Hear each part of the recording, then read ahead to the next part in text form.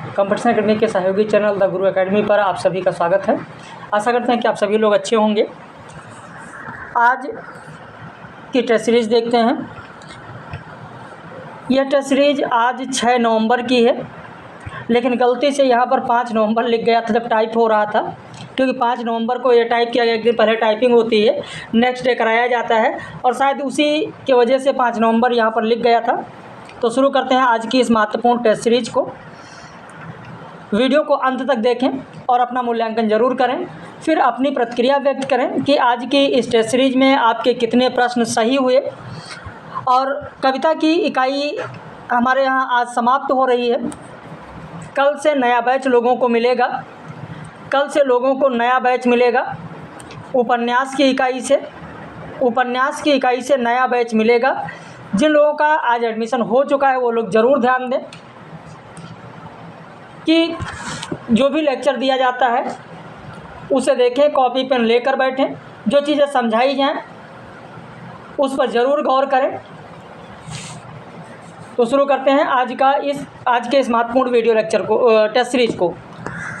आचार्य रामचंद्र शुक्ल का कथन कौन सा है? वज्रयानी सिद्धों के साथ नाथों का संबंध था। नाथ पंथ में गोरखनाथ शिव के रूप में माने जाते हैं।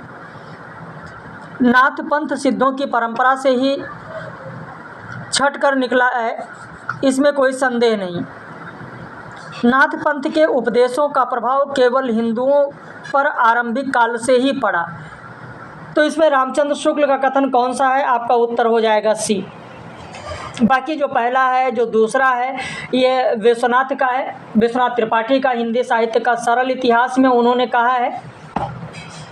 जो ये तीसरा कथन दिया गया कि नाथ पंथ के उपदेश का प्रभाव केवल हिंदुओं पर पड़ा, आचार्य रामचंद्र शुक्ल का यह कथन जरूर है, लेकिन केवल हिंदुओं पर पड़ा यह गलत होगा। केवल हिंदुओं पर नहीं पड़ा है,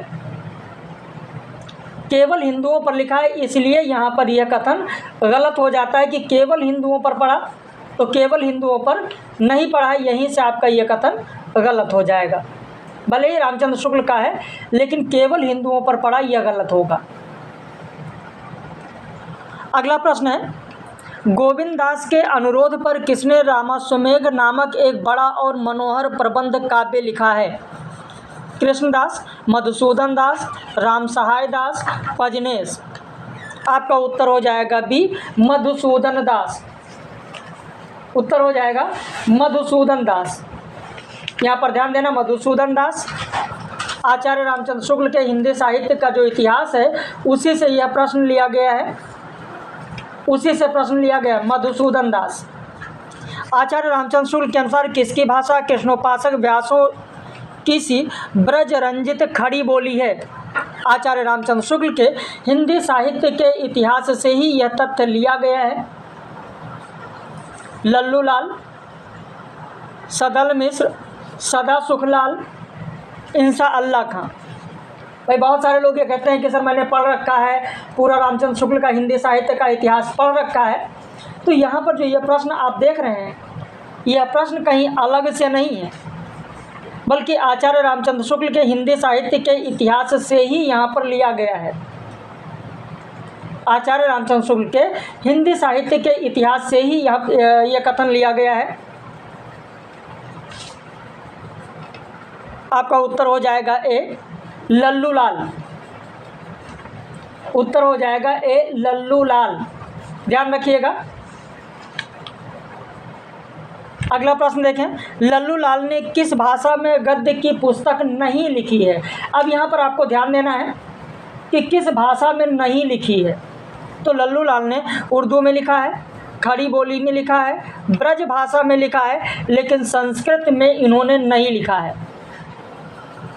निम्न में से पत्रिका और उनके संपादकों का सुमेलित जोड़ा कौन सा है? दिनकर प्रकाश पत्रिका, रामदास वर्मा, धर्म दिवाकर पत्रिका, देवी सहाय, उचित वक्ता, दुर्गा प्रसाद मिश्र। दुर्गा प्रसाद मिश्र। विकल्प में है 1 2, 2 3, 1 3, 1 2 3। ये भी आचार्य रामचंद्र शुक्ल के हिंदी साहित्य के इतिहास से ही लिया गया है, बाकी कहीं अलग से नहीं है, ध्यान रखिएगा। अलग से नहीं लिया गया है। जो यहाँ पर आप देख रहे हैं दिनकर प्रकाश है, ये लखनऊ से प्रकाशित होता था। दिनकर प्रकाश लखनऊ से प्रकाशित होता था, लखनऊ से प्रकाशित होता था। वहीं धर्म दिवाकर की बात करें तो यह कलकत्ता से प्रकाशित होता था, कलकत्ता से प्रकाशित होता था। उचित वक्ता की बात करें तो यह भी कलकत्ता से प्रकाशित होता था। उत्तर हो जाएगा डी 1, 2, 3। आर्य सिद्धांत नामक मासिक पत्र के संपादक कौन थे? आर्य सिद्धांत की बात की गई है। आर्य सिद्धांत अंबिका दत्त व्यास, मोहनलाल विष्णुलाल पांड्या, भीमसेन शर्मा, काशीनाथ खत्री। आर्य दर्पण पत्रिका।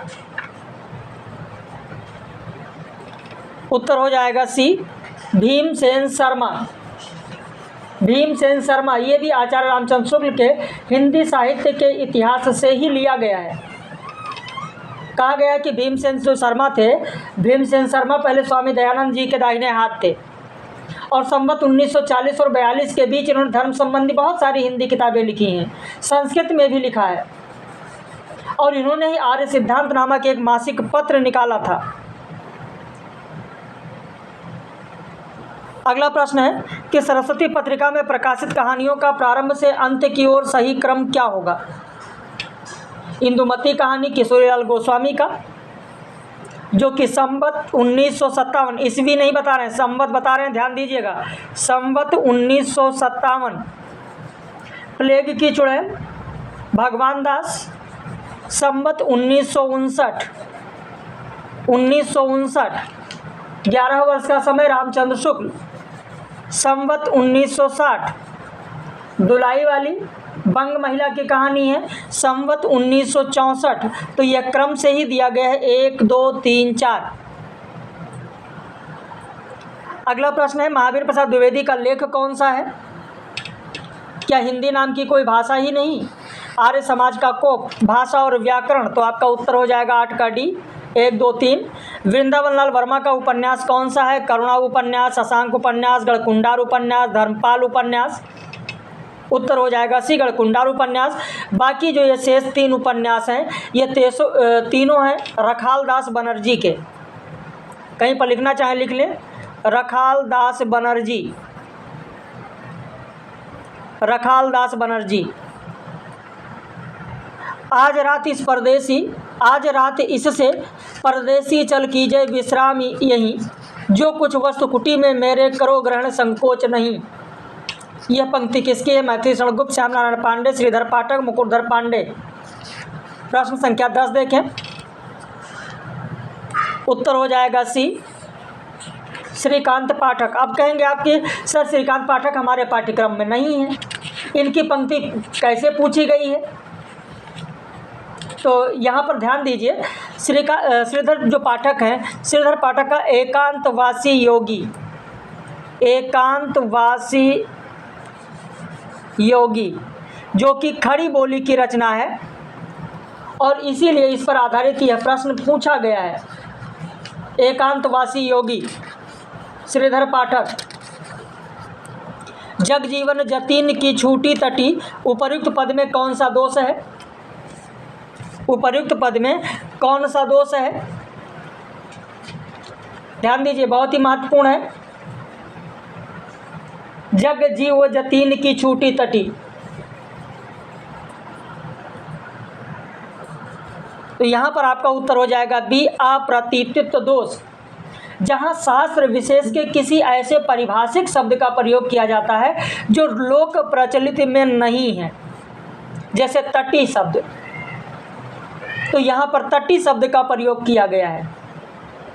तटी शब्द जो है वो योग शास्त्र का शब्द है, जिसका प्रयोग त्राटक मुद्रा के अर्थ में होता है। त्राटक मुद्रा, त्राटक मुद्रा शब्द के अर्थ में होता है। तो इसीलिए यहाँ पर अर्थ प्रतीति में बाधा उत्पन्न होती है, तभी कहा गया अप्रतीतित्व दोष। क्लिष्टित दोष ऐसे दोष को कहते हैं कि ऐसे शब्द का प्रयोग किया जाए जिसका अर्थ बोध कठिनता से होता है, वहाँ पर क्लिष्टित दोष होता है। इसे गुणार्ध दोष भी कहा जाता है। जैसे कहा गया, एक पद आता है, आपने सुना ही होगा, पूरा पद शायद पता हो बहुत सारे लोगों को। अहि रिपुपति पिय सदन है, सदन है, मुख तेरो रमणीय। इसमें क्लिष्टत्व दोष होगा, इसमें क्लिष्टत्व दोष होगा। अहि मतलब सर्प, उसका रिपु दुश्मन गरुड़, और गरुड़ के पति यानी किसके सवारी, विष्णु, और विष्णु की प्रिया लक्ष्मी, लक्ष्मी का सदन कमल। तो इतना कहने के बाद में यानी नायिका का मुंह कमल के समान है। अहि रिपुपति पिय सदन है, मुख तेरो रमणीय। तो यहाँ पर क्लिष्टत्व दोष हो जाएगा। ऐसे न्यून पदत्व दोष होता है जहाँ अर्थ के वाचक पद का प्रयोग न किया गया हो। जैसे पानी पावक पवन प्रभु, जो असाधु त्यों साधु। अधिक पदत्व दोष जिसे वाक्य दोष भी कहा जाता है। लपटी पुह पराग पट सनी स्वेद मकरंद, अवन नारे न ओढ़ लो सुखद वायु गतिमंद। तो इस तरीके से जो यहाँ बताया जा रहा है उसे जरूर ध्यान दें, सुनते चलें। निम्न में से सही कथन कौन सा होगा? सही कथन कौन सा हो? कथा वस्तु के दो भेद होते हैं, आधिकारिक और प्रासंगिक। आधिकारिक और प्रासंगिक। राम कथा में सुग्रीव की कथा पताका है, राम कथा में सबरी का प्रसंग प्रकरी है। अब देखिए यहाँ पर थोड़ा सा ध्यान दीजिए, थोड़ा समझ लेंगे तो आपके लिए अच्छा रहेगा। जो कथा वस्तु होता है, कथा वस्तु के दो भेद होते हैं। जो मुख्य कथा होती है वो आधिकारिक होती है, जो गौड़ कथा होती है वो प्रासंगिक होती है। गौड़ कथा होती है वो प्रासंगिक होती है। तो ऐसी प्रासंगिक कथा जो मुख्य कथा या आधिकारिक कथा के साथ दूर तक चलती है उसे कहा जाता है पताका।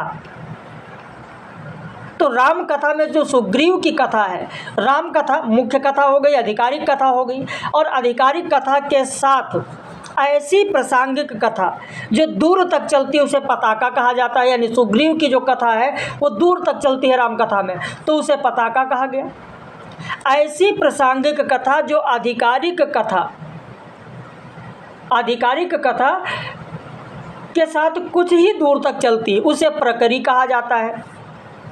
प्रकरी कहा जाता है। तो राम कथा यानी आधिकारिक कथा के साथ सबरी का जो प्रसंग है, जो प्रासंगिक कथा है, वो कुछ ही दूर तक चलती है, तो इसे कहा गया प्रकरी। यानी आपका उत्तर हो जाएगा डी। 1, 2, 3 तीनों सही है। प्रश्न कैसे लगे हैं, तथ्य कैसे हैं, जरूर अपनी प्रतिक्रिया व्यक्त कीजिएगा। कहत कत परदेसी की बात, मंदिर अवध अवधि बधि हम सो हरि आहार चली जात। इस पद में गोपियों की स्थिति किस प्रकार की नायिका के समान बताया गया है? किस प्रकार की नायिका के समान बताया गया है? कलंक, कलहंतारिता, विप्रलब्धा, अभिसारिका, स्वाधीन पति का। अब यहाँ पर पहले इसका अर्थ समझ लीजिए, उसके बाद आते हैं। देखिए गोपियाँ कहती हैं उद्धव से कि हे उद्धव, तुम किस परदेसी की बात कर रहे हो हमसे?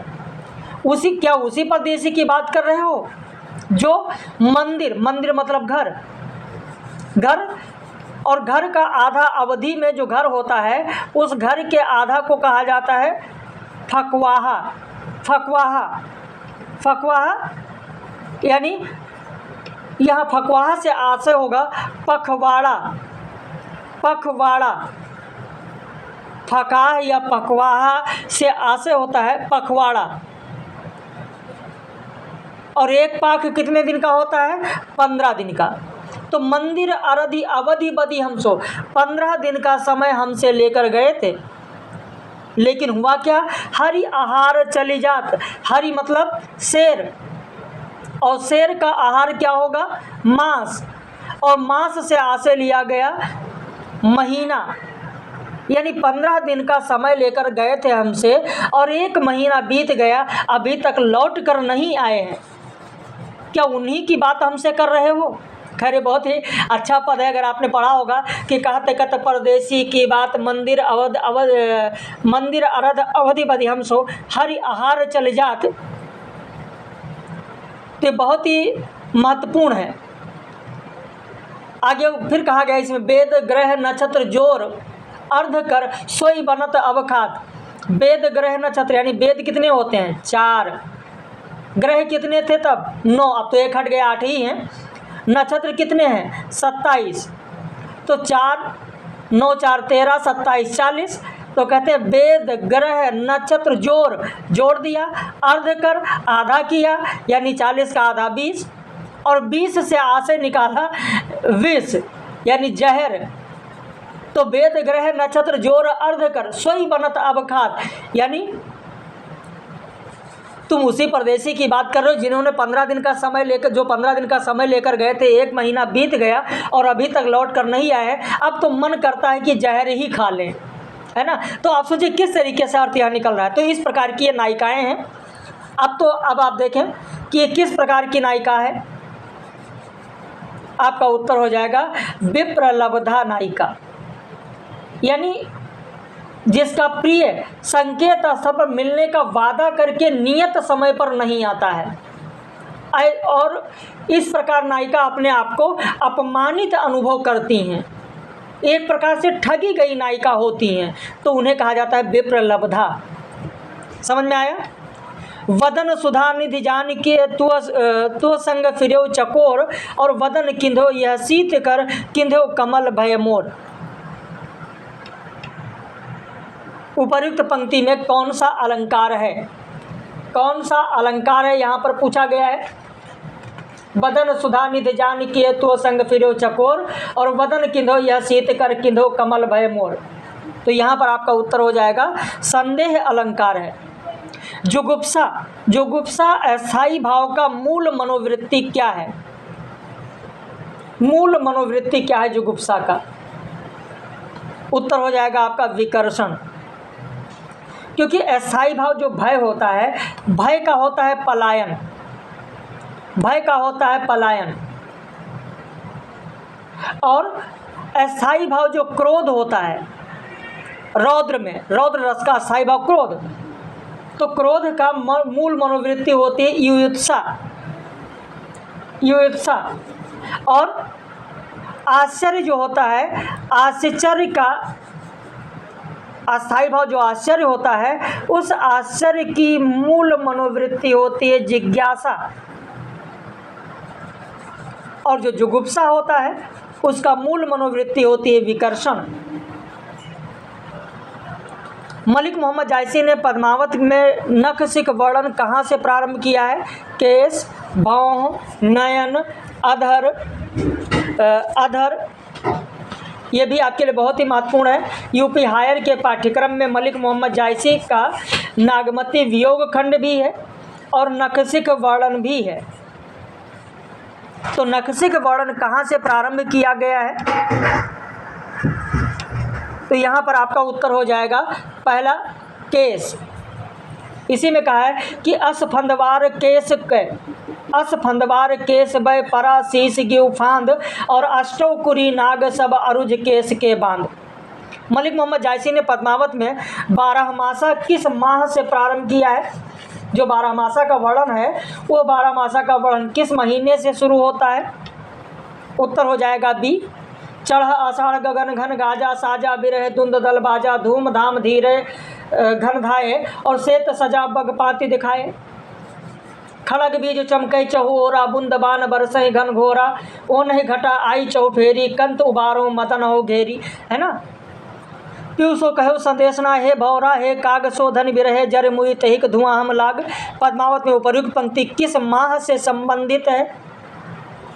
अगहन, पूस, माघ, फागुन। तो आपका उत्तर हो जाएगा अगहन।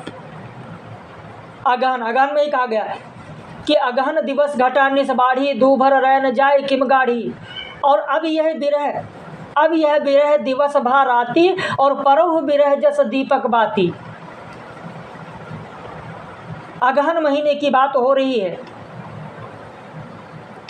दीपक के बाती के समान किस तरीके से जल गई है नायिका, जलने की बात की जा रही है। तो जब जलने की बात की जा रही है गहन में, वहाँ पर तभी कहा गया है कि पीयूषो कहो संदेशड़ा, हे भौरा हे काग शोधन बिरहे, जर मुई तहिक धुआं हम लाग। सूरदास के निम्न पद का राग कौन सा है? प्रश्न संख्या 19। गोकुल सबय गोपाल उदासी। उत्तर हो जाएगा आपका ए, राग केदार। सूरदास का कौन सा पद राग सारंग में नहीं है? निर्गुण कौन देश को वासी, विलग जानी मानो हमारी बात, हमरे हरिहारिल की लकड़ी, काहे को गोपीनाथ कहावत। उत्तर हो जाएगा डी, काहे को गोपीनाथ कहावत। यह राग सारंग में नहीं है, राग मलार में है। संत कवियों में सुंदरदास एकमात्र कवि हैं जिन्हें पारंपरिक ढंग से शिक्षा मिली है। उनकी कविता का तत्ववाद तो वही है जो कबीर और दादू का है। उत्तर हो जाएगा बी, बच्चन सिंह। कल मैंने जब लाइव कक्षा आपको कराया था, कल कबीर की बात जब हम लोग कर रहे थे, तब मैंने वहाँ पर आपको ये प्रश्न कराया था कल की लाइव कक्षा में, और वहीं पर मैंने बताया था जब कबीर की बात हो रही थी, कबीर की जब बात हो रही थी तब मैंने बताया था कि विष्णुकांत शास्त्री, याद होगा, विष्णुकांत शास्त्री जो हमारे पेड मेंबर्स हैं, कल लाइव में उन्होंने देखा होगा कि विष्णुकांत शास्त्री ने कहा है कबीर को उत्तर भारत का हरिद्वार, भक्ति गंगा को उत्तर भारत के जनमानस में प्रवाहित करने वाले हरिद्वार बने कबीर, ये कहा गया है विष्णुकांत शास्त्री के द्वारा। तो ये कल मैंने आप लोगों को बताया था, कल मैंने आप लोगों को बताया था। कबीर की बात हो रही थी तो मैंने यह भी बताया था, याद आ गया। कल मैंने बताया था कि रमेश कुंतल मेघ ने,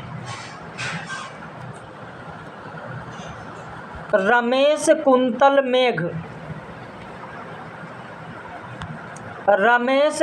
मेघ ने कहा है कि कबीर ना तो क्रांतिकारी थे ना ही विद्रोही थे, वह प्रोटेस्टर थे यानी प्रतिरोधी थे। कबीर ना तो क्रांतिकारी थे ना ही विद्रोही थे, वो प्रोटेस्टर थे यानी प्रतिरोधी थे।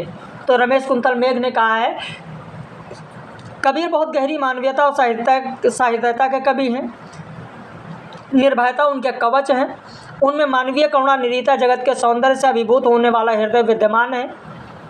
कथन किसका है? विश्वनाथ त्रिपाठी का है। अगला प्रश्न है कबीर के साखियों में प्रयुक्त अचपाजाप के बारे में सही कथन कौन सा? ये भी कल लाइव में मैंने कराया है, डी होगा, तीनों सही हैं। निम्न में से सही कथन कौन सा है? अनाहत नाद का अर्थ होता है जिस पर आघात ना हुआ हो, सही है। जब मन सांसारिक विषयों को छोड़ ईश्वरमुखी होता है तो उस अवस्था को उन्मन अवस्था कहते हैं, सही है। निरंजन शब्द को गोरखबानी में नाम रूप उपाधि से परे सर्वव्यापी तत्व बताया गया, तो यहाँ पर भी आपका उत्तर डी हो जाएगा, 1, 2, 3। निम्न में से सही कथन कौन सा है? कबीर ने सबसे न्यारा निरंजन को बताया है। कबीर के साहित्य में सुरत, निरत, सहज, शूल, नाद, बिंदु का प्रयोग है। कबीर के साहित्य में प्रयुक्त औंधा, कुआं, ब्रह्मांड, रंध्र है। विकल्प है 1, 2, 2, 3, 1, 3, 1, 2, 3। तो यहाँ पर आपका उत्तर हो जाएगा डी, 1, 2, 3। कल मैंने यह भी आप लोगों को बताया था लाइव में, याद होगा, कि कबीर मनुष्य की आत्मा के कवि हैं। कबीर मनुष्य की आत्मा के कवि हैं, आत्मा की मुक्ति और उल्लास के कवि हैं। किसने कहा है? तो अरुण कमल ने कहा है, कल मैंने आप लोगों को बताया था। अरुण कमल ने कहा है, और आपके यूपी हायर के पाठ्यक्रम में तो है ही है कबीर का, क्योंकि जो प्रेमचंद की जो कहानी आपके पाठ्यक्रम में है, प्रेमचंद की कहानी कफन, प्रेमचंद की कहानी जो कफन आपके पाठ्यक्रम में है, उस कफन के अंत में कबीर की भी तो पंक्ति है कि ठगिन क्यों नैन झमकावे, ठगिन क्यों नैन झमकावे। तो कबीर के बारे में बहुत सारी चीज़ें आप लोगों को बताई गई हैं, कल मैंने आप लोगों को बताया ही था। और आज यहाँ पर जो ये प्रश्न हो रहा है वो भी मैंने बताया। कल परमानंद श्रीवास्तव का कथन भी मैंने बताया था कि परमानंद श्रीवास्तव कबीर के पद को कविता नहीं मानते हैं। कहते हैं अध्यात्म के घड़े में छलक कर या छिटक कर कहीं भी आ गई हो सकता है, लेकिन कबीर ने वैसे कविता नहीं लिखी है। विश्वनाथ त्रिपाठी ने जो कहा कि कबीर एक ही साथ समाज सुधारक भी थे, कवि भी थे, लोकनेता भी थे, साधक भी थे, भक्त भी थे। तो ऐसे बहुत सारे कथन कल आप लोगों को बताए गए कबीर के बारे में। किरणों की खोज वाले दल के पास तोते का पिंजरा नाम से क्या था? प्रश्न संख्या 26। उत्तर हो जाएगा सी, एक विद्युत दर्शक यंत्र। कॉस्मिक किरणों की खोज में यायावर ने जो शिलालेख बनाया उसमें क्या क्या लिखा था? यायावर का जन्म स्थान और वर्ष, यायावर टीम के चारों लोगों का नाम, कॉलेज का नाम, कॉस्मिक रे एक्सपेडिशन अगस्त 1939। उत्तर हो जाएगा 2, 3, 4। यायावर का जन्म स्थान और वर्ष नहीं लिखा था। जीवात्मा की परमात्मा में लीन हो जाने की उत्कंठा ही मुमुक्षा है, मंदिर और देवालय उसके मूर्त रूप है। यह कथन अरे यायावर रहेगा याद कि किस अध्याय का है? उत्तर हो जाएगा एलोरा।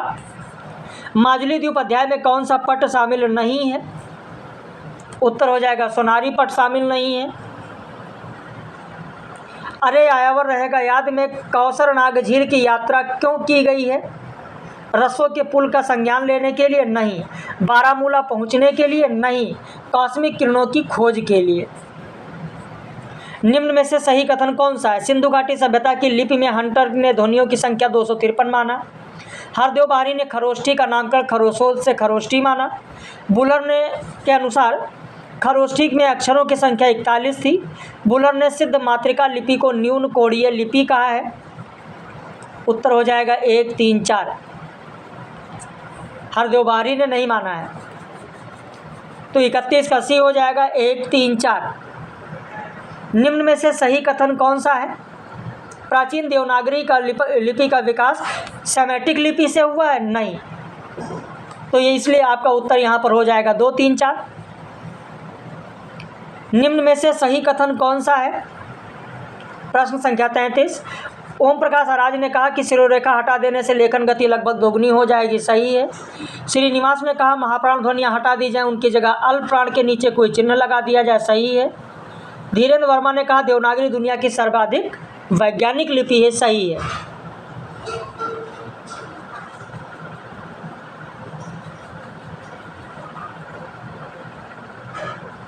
एक मिनट, धीरेन्द्र वर्मा ने नहीं कहा है, गलत होगा। धीरेन्द्र वर्मा ने नहीं कहा है, ए होगा। 1 और 2, 1 और 2, 1 और 2। 34 देखें, निम्न में से सही कथन कौन सा है? बाबूराव विश्वराय पराड़कर ने कहा कि नागरी वर्णमाला के समान सर्वांगपूर्ण अन्य कोई वर्णमाला नहीं है। VKRV राव ने कहा कि यदि विभिन्न भारतीय भाषाएं देवनागरी में लिखी जाएं तो उन्हें हर भारतीय आसानी से सीख सकता है। लिपि के विकास क्रम में पहला स्थान चित्र लिपि का है। बिल्कुल डी हो जाएगा। 1, 2, 3 तीनों सही हैं। भारत में नागरी टाइप बनाने का श्रेय किसे दिया जाता है? तो चार्ल्स विल्किंस और पंचानन को। बी हो जाएगा। 2 और 3।